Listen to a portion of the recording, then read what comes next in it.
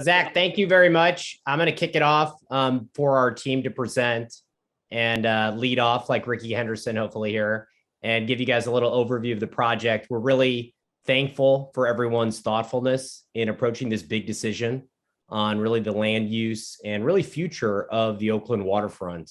We have a really incredible project. Go to the next two slides. Here at the waterfront, as you can see, this is the existing Howard Terminal, but then this is the vision we have for really the edge of Jack London Square, the existing commercial area, and really for the Oakland waterfront to really reach its potential from a commercial perspective, while also preserving the operational effectiveness and economic engine of the port and all its operations. We believe very strongly that there can be a thriving port and a thriving ballpark at the waterfront. And we have come up with a plan working hand in hand with the port, the city, the maritime stakeholders to hopefully accomplish that in an effective way. And so you can see we have this incredible 34,000 seat ballpark.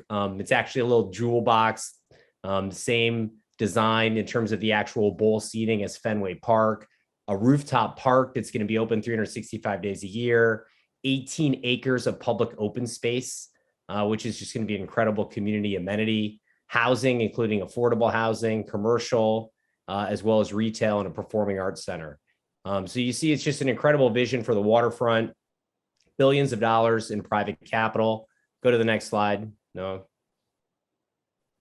Another incredible, view from the water, looking right in, actually even seeing the playing surface, just an amazing project and one that we feel can be done really in a very responsible fashion. If you go to the next slide, you can see that from the beginning, we have designed this with the maritime stakeholders in mind. We've worked very closely with the port. One of the key considerations was the expansion of the turning basin and creating a maritime reservation scenario. This was a big concession initially on our part about 4 years ago when we negotiated with the Port Commission.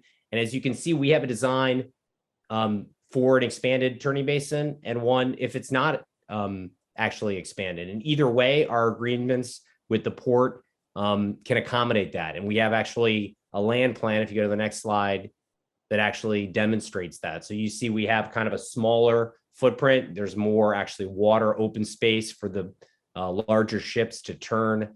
And that's an important consideration to ensure that this use is compatible to the existing maritime, which is an economic engine for the entire Bay Area. So if you go to the next slide, as you can see, some of the key attributes of the project, we have the toxic soil remediation, which obviously wouldn't happen any other way if not the project wasn't moving forward. We have the race and equity-based community benefits process, which has been very important in terms of crafting things like the affordable housing, environmental justice, jobs and workforce benefits for the entire community. We have the sea level rise adaptations that come with the project, GHG neutrality, LEED gold buildings, like I said, the 18 acres of public open space, and even 1.5 miles of the Bay Trail. So there's just so many different green aspects with AB 734. This is one of the greenest projects in the history of the state. And the local offsets of the greenhouse gas emissions will be local. So that'll have a very positive impact on the local West Oakland community. Go to the last slide. As you can see, like I said before, the 35,000 capacity ballpark, the retail space, 270,000 square feet, 3,000 residential units, including affordable housing, over $7 billion in economic impact, union project, union built, hundreds of millions of dollars in community benefits, and something that we think can be very beneficial to the A's, to the city, to the port, to the entire Bay Area community, and to ensure that the A's retain their role as really a great, driver of the community in Oakland. And we're here for many generations to come.